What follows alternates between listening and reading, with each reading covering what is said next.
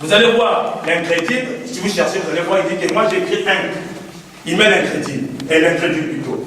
Et dans le deuxième, il dit que remarquez, vous allez voir maintenant le croyant formaliste, il écrit fort. Et dans le troisième camp, il est en train de parler, il dit que vous allez voir l'église sauvée. Il dit, j'écris sauve. Amen. Il dit, mais remarquez, dans l'église sauvée, c'est là où sortent les vierges. Les vierges sages, c'est là où sortent les vierges folles. Les vierges folles. Est-ce que vous êtes avec moi? Il dit ici dans l'église sauvée, vous allez lire ça dans les 10 vierges, il est en train d'expliquer ça. Ici dans l'église sauvée, c'est là où il parle des vierges sages et des vierges folles. Amen. Si vous lisez dans Matthieu 25, on est en train de parler de cette parabole-là des vierges folles et des vierges sages. Vous allez voir que, déjà premièrement, la chose qui caractérise les deux vierges, c'est parce qu'elles sont vierges. Amen. Amen. Là, vous voyez qu'ils ont une caractéristique identique. Sont vierges, sont sanctifiées, sont pures. Est-ce que vous êtes avec moi? Amen. Mais quand vous arrivez au niveau des sages et de folles, les vierges sages, et ils savaient que le pou va venir. Amen. Parce que les deux vierges attendaient la venue de l'époux. Amen. Mais sauf qu'il y a une chose que vous allez remarquer, les vierges sages avaient déjà de l'huile dans leur lampe. Amen. La venue de l'époux pour eux, c'était une promesse. Amen. Amen. Parce qu'il a dit, je m'en vais vous préparer une place. Afin que là où je sois, vous y serez aussi avec moi. Amen. Et il savait ça qu'il devait avoir la venue du Messie, de notre époux. Les folles aussi savaient qu'il est à la venue. Mais vous allez voir que ceux-là, ils ont mis de l'huile dans leur lampe. Il y avait de l'huile qui typifie le Saint-Esprit. Et les vierges folles, elles n'avaient pas de l'huile dans leur lampe. Au moment où on leur parle de l'époux, c'est là où elles partent maintenant acheter de l'huile. Mais en ce moment-là, celles qui avaient déjà de leur lampe, lorsqu'on leur dit que voici l'époux aller à sa rencontre, celles-là sont parties.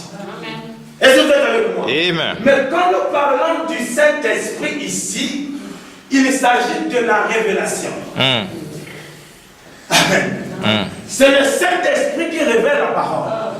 Amen. Il faut maintenant dire que personne ne peut connaître la pensée de Dieu, sauf si Dieu la révèle, sauf si Dieu la révèle, ou bien, excusez-moi, il faut maintenant dire que personne ne peut connaître la pensée de Dieu, sauf si Dieu ne la révèle. Est-ce que vous êtes avec moi?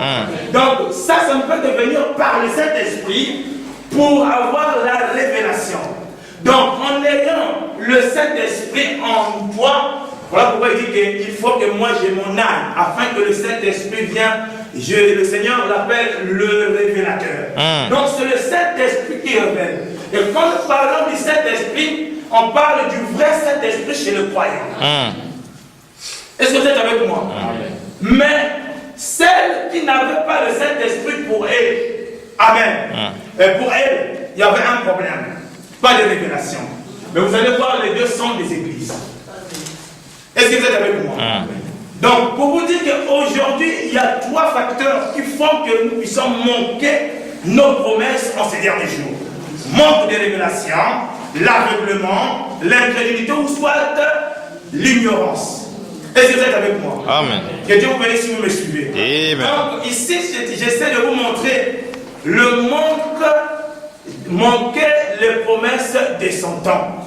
Dans le temps où nous sommes en train de vivre, nous avons des promesses propres à nous. Cela dépend de notre temps.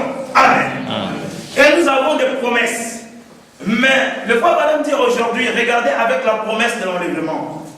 Le plus malheureux, c'est celui qui venait à l'église, qui savait qu'il y a l'enlèvement. Ça, c'est la grande promesse que l'épouse attend en ces derniers jours. Mais il sera le plus malheureux à quel moment?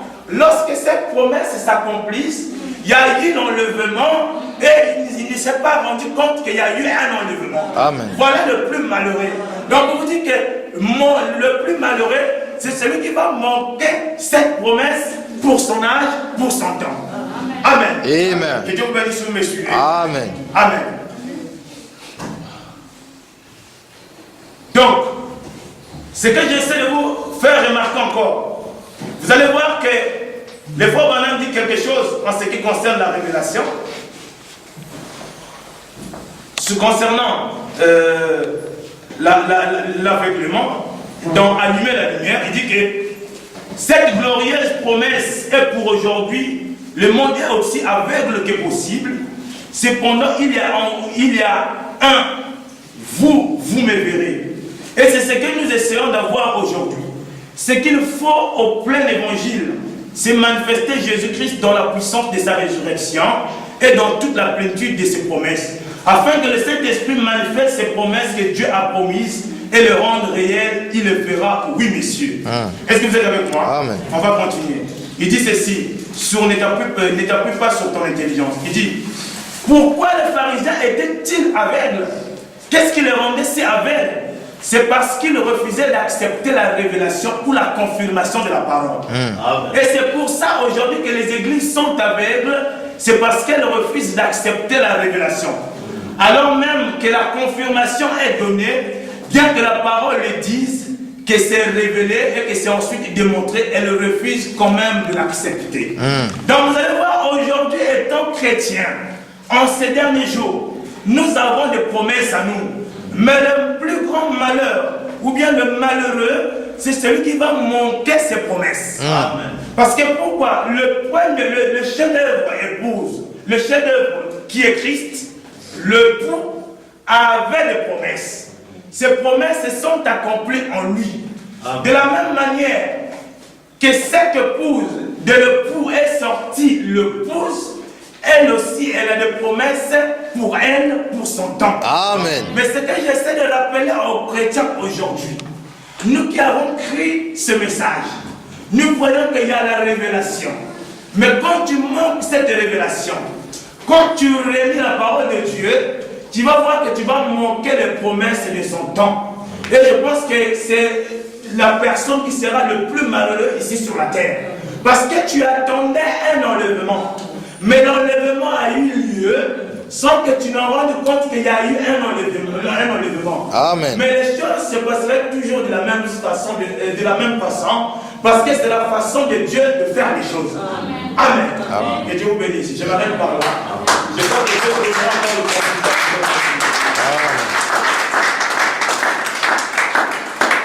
Amen. Amen. Que Dieu vous bénisse. Amen. Je laisse la continuité au pasteur. Amen. Donnons une belle acclamation au Seigneur.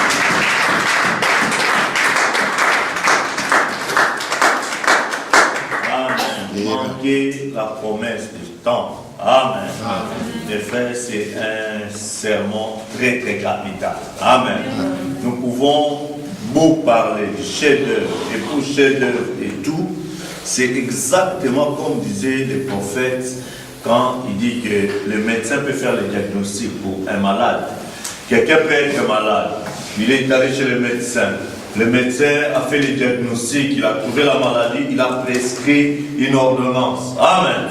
Et le médecin peut être réputé comme étant un bon médecin avec une bonne expérience avec tout ça. Quelqu'un peut t'indiquer le cabinet du médecin. Si tu arrives au niveau de son cabinet, il t'a diagnostiqué, tu étais en contact avec le médecin, n'est-ce pas? Et il t'a posé des questions, tu as bien répondu tout ça, et il te fait passer dans des microscopes, je ne sais pas moi, dans beaucoup d'appareils là, à la fin, il te dit que le problème que tu as, voici ce qui te ronge. Et tout ça, et pour pouvoir remédier à ça, voici l'ordonnance.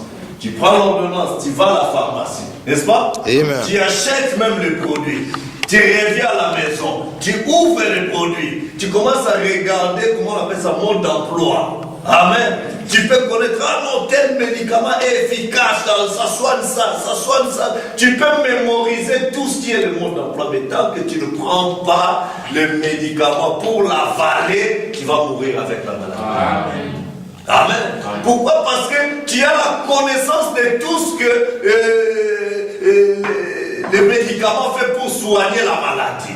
Tu as la connaissance, tu as eu la grâce, le privilège d'avoir été en contact avec le bon médecin, expérimenté. Tu as eu la grâce d'avoir été scruté par des très bons, je sais pas moi, laboratoires et tout. Et tu as eu même la grâce d'avoir le mode d'emploi avec toi. Mais parce que tu n'as pas avalé les médicaments, tu vas mourir. Et on n'ira pas accuser les médecins. Comme quoi, non, il n'a pas fait son travail, non. Et les grands médecins, c'est le Seigneur Jésus-Christ. Amen. Amen. Il nous a envoyé les prophètes. Amen. Le prophète a fait le diagnostic de l'âge. Il a montré qu'il y a des promesses pour cet âge. Amen. Si tu penses un jour partir dans l'enlèvement, tu dois commencer à croire les promesses de l'âge. Amen. Et pas seulement croire, et dans les promesses de l'âge, que le message de l'heure, il y a aussi des promesses qui doivent s'accomplir dans des individus. Amen. Quelqu'un peut dire Amen? Amen. Frère Branham, dans le message adoption, il a dit, aujourd'hui le monde attend de voir les fils de Dieu manifestés. Amen. Tu peux dire que je crois que Frère Branham, c'est le prophète de l'âge, gloire à Dieu. Tu peux dire que je crois que le Seigneur Jésus a brisé les sceaux, gloire à Dieu. Mais quel est l'avantage de l'ouverture des sceaux? Quel est l'impact de la venue des prophètes dans cet âge? Amen. Le prophète est venu, non pas pour pouvoir dire que je suis le prophète de Malachi quand je suis venu, non. Il est venu pour ramener les cœurs des enfants. Amen. Est-ce que tu es parmi cet enfant? Amen. Si tu es cet enfant-là, si tu crois le message, ton cœur, ta foi doit être ramenée à la foi de Père. Amen. Et manquer d'avoir cette restauration de ta foi, de ton cœur vers la foi de Père, cela veut dire que tu as manqué la promesse de l'âme. Amen. Quelqu'un peut dire Amen? Amen. Si ton cœur n'est pas ramené, tu peux dire que oui, le prophète Branham, c'est vraiment un vrai prophète, oui. Mais s'il est un vrai prophète, pourquoi ces prophéties n'ont pas eu d'effet dans ta vie? Est-ce que vous comprenez? C'est cela. Il faut que ce que le messager de l'âge a accompli puisse avoir de l'effet dans ta vie. Amen. Tu peux dire que oui, Jésus est mort à la croix. Gloire à Dieu, il est mon sauveur. Amen. Mais qu'est-ce que la mort de Christ a fait dans ta vie? Amen. Jésus-Christ n'est pas mort pour tout le monde. Non. Il est mort pour ceux qu'il a connus d'avance. Amen. Et seulement ceux qu'il a connus d'avance qui croient à sa mort à la croix, en qui il y aura des effets bénéfiques de sa mort. Si tu dis que Jésus est mort pour moi, mais ta vie n'est pas changée, je doute fort qu'il soit mort pour toi. Amen.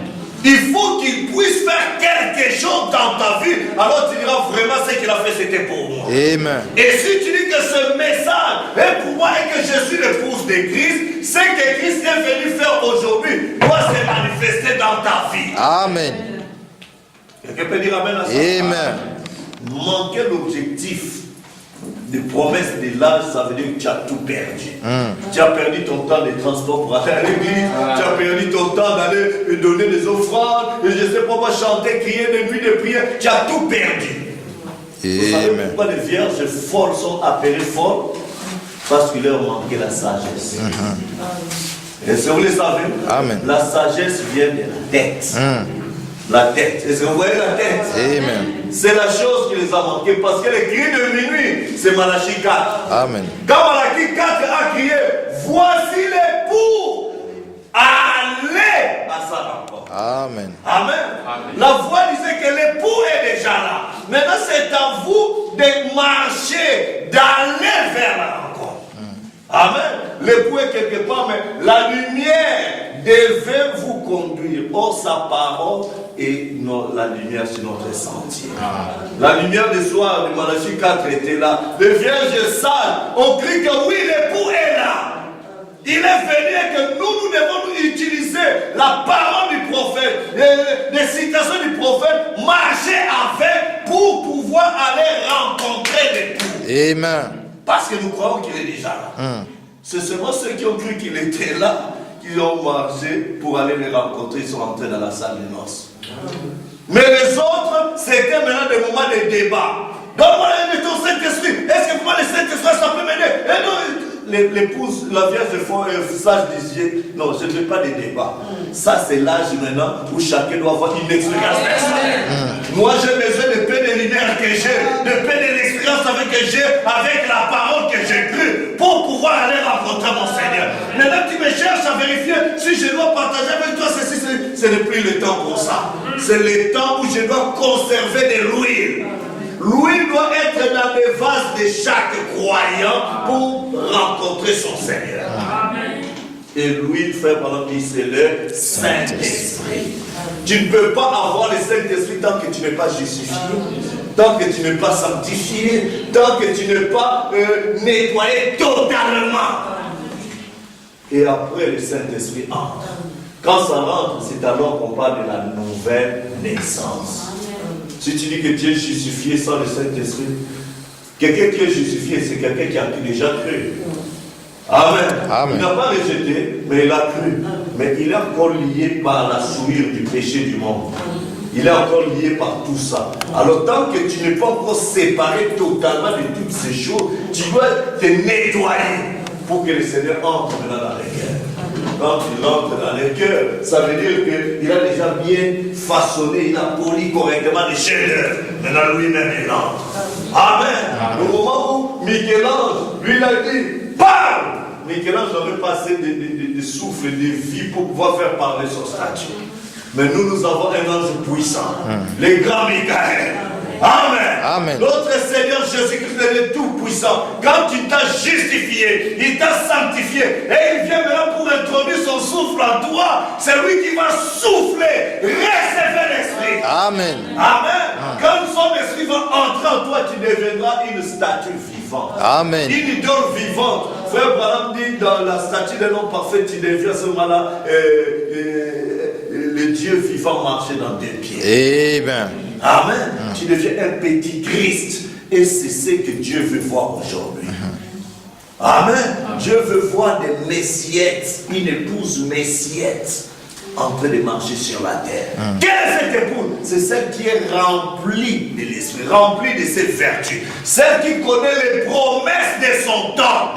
Quelles sont les promesses de ton temps? Tu dois être une épouse chef-d'œuvre. Amen. Une épouse totalement libérée du péché. Une épouse totalement nettoyée, sanctifiée, sans tache, ni ride, ni rien de semblable.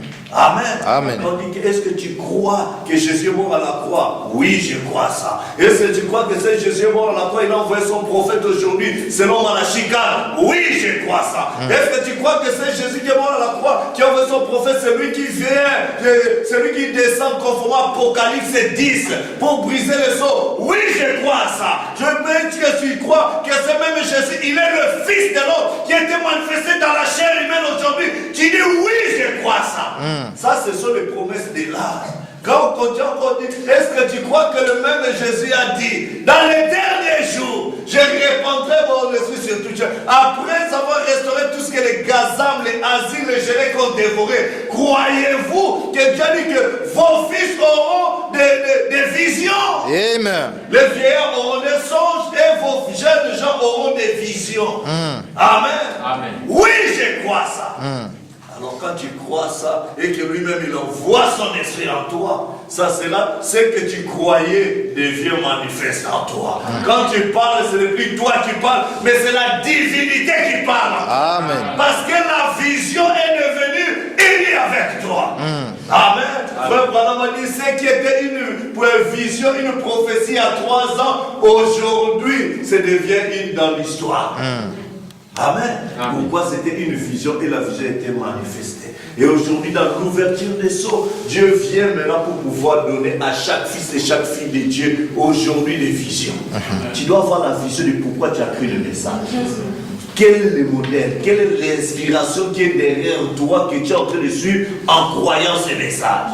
Est-ce que pour être juste un bon membre de l'église? Est-ce que pour s'asseoir là-bas? Ou bien pour que cette pensée-là, cette vision puisse entrer en toi que je vais être un chrétien, une chrétienne chef-d'œuvre, connaissant les programmes de Dieu pour aujourd'hui, les promesses de Dieu pour aujourd'hui, et m'identifier à cela. Amen. Manquer cela, c'est ça le péché. Amen. Quand on dit la statue de l'homme parfait, le péché, c'est quoi? C'est manquer le but. Quel est le but pour lequel tu as pris le message? Si tu manques l'enlèvement, tu as péché. Moi, j'écris le message pour être enlevé. Amen. Et pour être enlevé, frère, on nous a donné un canevas. Il y a des critères. Tu dois croire toute la parole de Dieu. Si tu crois à ça, si tu crois vraiment la parole, tu étais péché, tu dois passer par la repentance, les eaux du baptême, n'est-ce pas? Justification, sanctification, baptême au nom de Jésus-Christ, baptême du Saint-Esprit. Après cela, tu passes à la nouvelle naissance. Quand tu arrives à la nouvelle naissance, tu dois passer naître dans des vertus, de la foi jusqu'à l'amour divin. Et là, la pierre fêtière vient te coiffer. Ça, ce n'est pas le pasteur qui doit être justifié à ta place. Ce n'est pas le pasteur qui doit être sanctifié à ta place. C'est Dieu qui doit faire cela en toi. Amen. Tu dois connaître ses promesses. Comme ça, quand tu pries, tu rappelles à Dieu les promesses. Ce qu'il doit faire dans ta vie. Amen. Parce que la Bible dit, celui qui a fait la promesse est fidèle. C'est lui qui le fera. Amen. Amen. Amen. Alors que nous allons nous lever, nous allons aimer l'acclamation.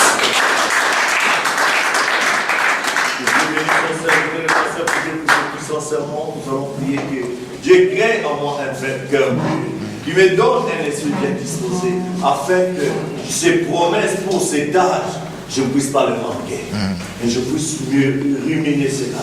Dis Seigneur, tu as promis ça, mais je ne le vois pas encore dans ma vie. Viens te manifester en moi. Tu as promis ça, je ne le vois pas encore. Viens t'exprimer toi seul. Seigneur, tu as promis ceci, mais viens entrer en scène pour que toi-même tu viennes t'exprimer au travail.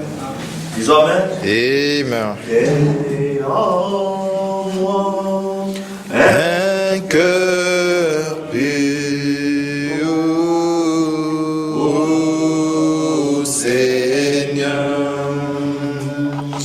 et verser ton esprit dans mon cœur. et en moi. Crée en moi un cœur pur, ô Seigneur, et déverser ton esprit dans mon cœur. Ne m'éloigne pas de ta présence, Seigneur. Oh oui, ne m'arrête pas ton Saint-Esprit. Oh oui, restaure en mon âme la joie de ton salut. Oh, et déverser ton esprit dans mon cœur. Que ceux qui ont le cœur pur, car ils verront Dieu. Restaure, En mon âme la joie de ton salut. Oh, et déverser ton esprit dans mon cœur, Seigneur, Seigneur, tu es si précieux pour moi. oh Seigneur, Seigneur, tu es si précieux pour moi. oh oui, Oui, je t'aime,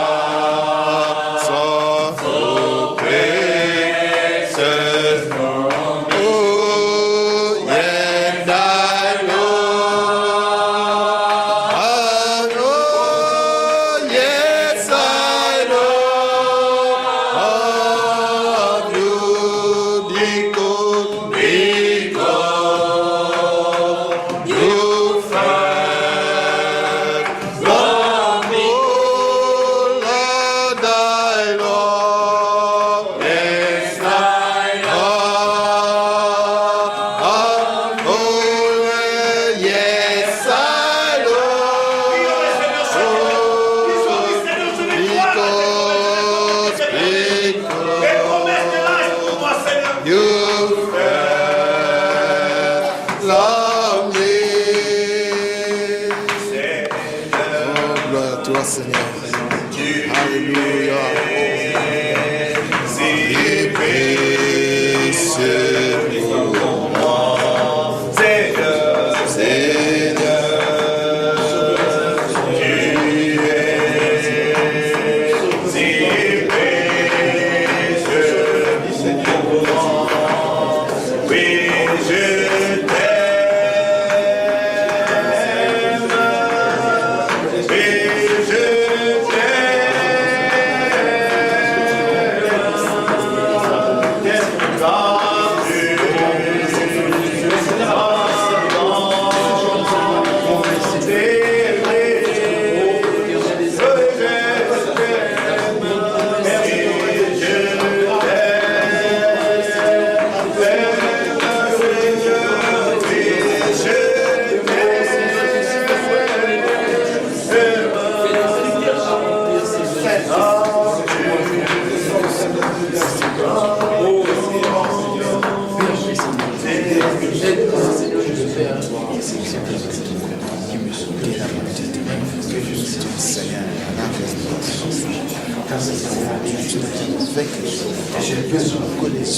que la manifestation des promesses de la Seigneur,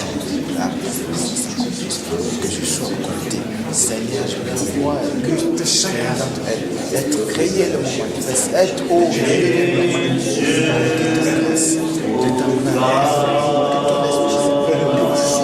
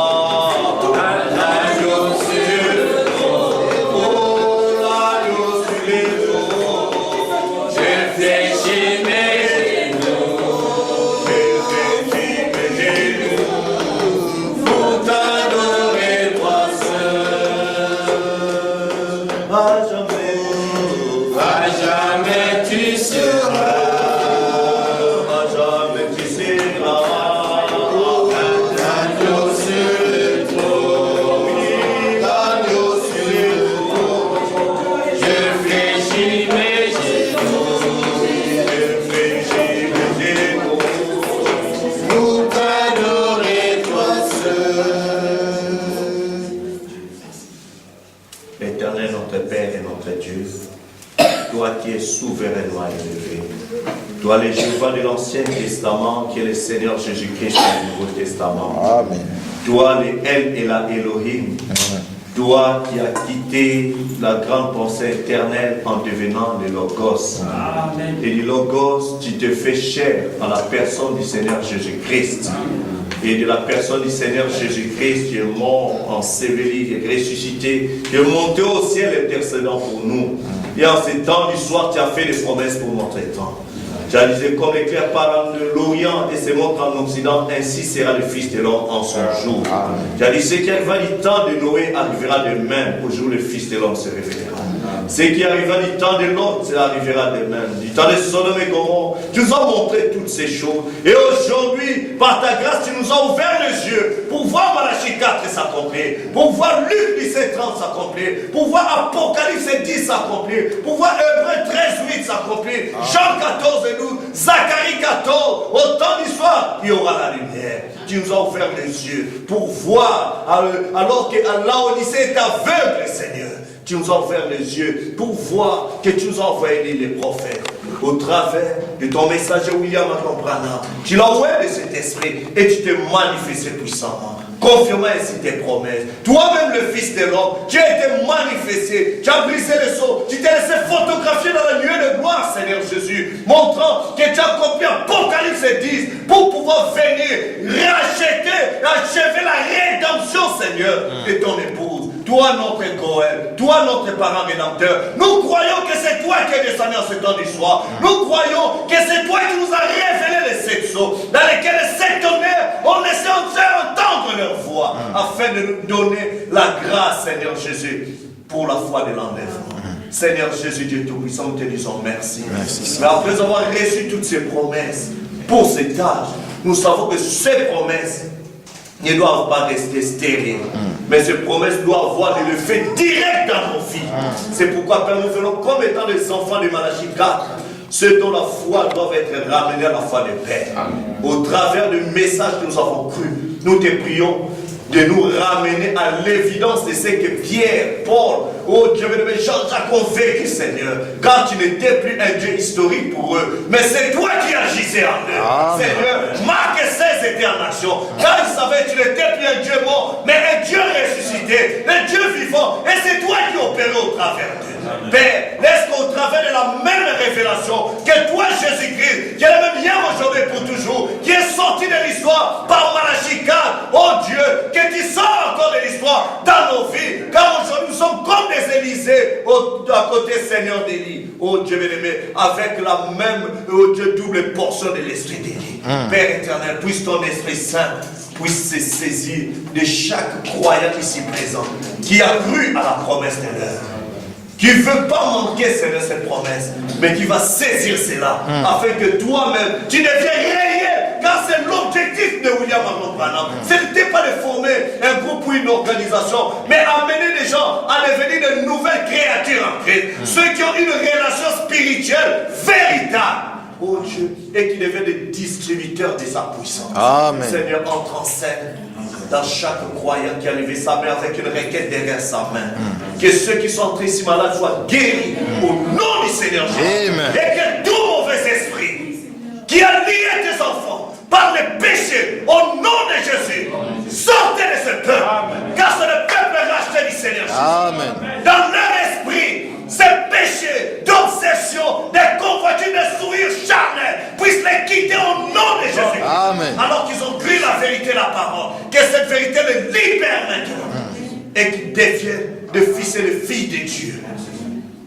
Démons du péché, du mensonge, de la haine, de l'animosité, quittez le peuple de Dieu. Amen. Au nom de Jésus. Amen. Et que la promesse qu'ils ont crue pour aujourd'hui devienne manifeste dans leur vie. Démons de maladies dans le corps, quel que soit ce que la science appelait, quelle que soit la forme d'infection, de virus ou de microbes ou quoi que ce soit, quittez le peuple de Dieu au nom de Jésus. Amen. Et que ceux qui sont entrés ici puissent sortir ici libérés dans leur corps, dans leur esprit et dans leur âme. Au nom de Jésus. Amen. Père éternel, nous sommes les croyants de tes promesses. viens te manifester. Libère leur vie de toute lourdeur, de manque de vie de prière. Que cela les quitte au nom de Jésus. Qu'ils aient un temps de consécration, un temps d'abandon à toi, pour que toi seul tu deviennes un Dieu vivant et réel au milieu de nous. Amen. Amenant ton évidence dans chaque croyant de tes promesses. Amen. Car tu nous as rachetés. Et la création soupire, attendant de voir, non pas les débats, non pas la distraction, non pas l'appartenance à une organisation, mais attend de voir avec ardent désir la manifestation des fils et des filles de Dieu. Amen. Que ceux qui ont besoin de l'argent pour soutenir ta cause et réaliser des projets corrects selon ta volonté, qu'ils obtiennent cela au nom de Jésus. Amen. Car tu es le Jéhovah Jireh. Fais cela pour la gloire de ton Seigneur. Amen. Ceux qui ont besoin du travail pour soutenir ta cause et subvenir à leurs divers besoins, qu'ils reçoivent le travail au nom du Seigneur. Amen. Ceux qui ont besoin du mariage pour rester stables dans leur foi en toi, Jésus-Christ. Qu'ils obtiennent cela au nom de Jésus. Par-dessus tous ceux qui ont besoin du baptême du Saint-Esprit, qu'ils soient scellés et bénis au nom du Seigneur Jésus. Qu'ils naissent de nouveau et qu'ils repartent avec une nouvelle expérience avec toi, croyant chaque promesse de là. Car la promesse est pour nous, pour nos enfants et pour tous ceux qui sont au loin, en aussi grand nombre que le Seigneur notre Dieu. Et par Malachika, tu nous as appelés. Et tu ne peux pas nous appeler et nous appeler. Car ceux que tu as connus d'avance, tu les as appelés. Ceux que tu as appelés, tu les as justifiés. Ceux que tu as justifiés, tu les as déjà glorifiés. Et nous sommes les croyants, nous sommes les appelés, nous avons été justifiés par la foi sur le sacrement, sanctifiés. Et puisses-tu venir maintenant nous glorifier, afin que la gloire que nous avions auprès de toi soit vue de ce monde. Car tu es venu pour être glorifié dans tes saints. Fais cela pour la gloire de ton Seigneur. Sors de l'histoire. Ramène-nous à une vie de sainteté, de consécration, afin que Seigneur Jésus-Christ, que nous soyons des vases disponibles à tout moment que tu voudras agir, que nous soyons là, prêts à ta disposition pour que tu te serves de nous. Car tu n'as pas d'autre bouche au travers de laquelle parler si c'est nos bouches. Tu n'as pas d'autre main au travers de laquelle tu peux toucher, agir si c'est au travers de nos mains. Tu n'as pas d'autre pied au travers de laquelle tu peux marcher si c'est nos pieds. C'est pourquoi nous voulons être entièrement à ta disposition. Viens, prends le contrôle de nos vies et nous conduis. Car tu es la tête pour nous et nous sommes ton corps. Tu es le pouls de nos âmes. Tu as dit que les désirs de la femme se porteront vers son mari. Voilà pourquoi chacun avec sa requête t'a fait connaître son désir. Amen. Que toi qui es notre époux, qui ne nous abandonne pas, mais qui nous a chéris, en laissant, Seigneur, ta gloire, venant donner ta vie à la croix. Et en venant, selon Apocalypse 10, nous révéler nos noms ouverts au travers de l'ouverture des sceaux. Nous avons reconnu notre identité. Prends nos vies. Nous voulons être tes prisonniers. Nous voulons être tes chéris. Nous voulons marcher avec toi. Toi, la parole révélée. Bénis ton serviteur que tu as utilisé. Ouais, le bénis-le pour cette inspiration.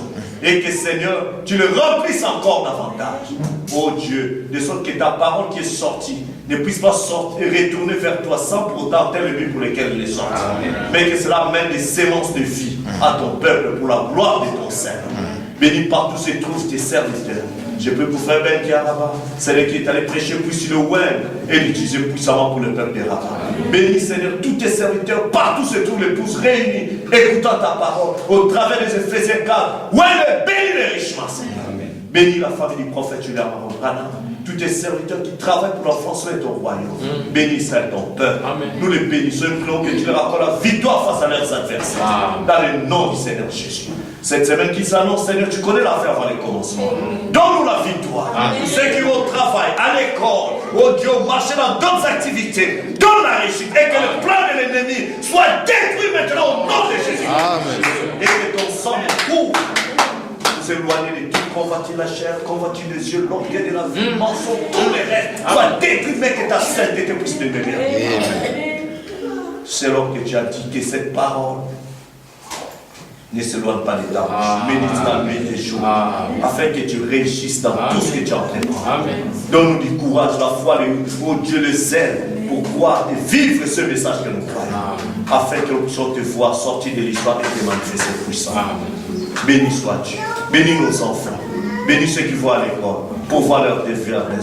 Préserve de toute pourriture, souillure de cet âge mauvais. Mais que nous soyons cette épouse manifestée pour la gloire de ton sein. Au nom de ton Fils Jésus-Christ, j'ai ainsi prié et demandé. Amen. Amen.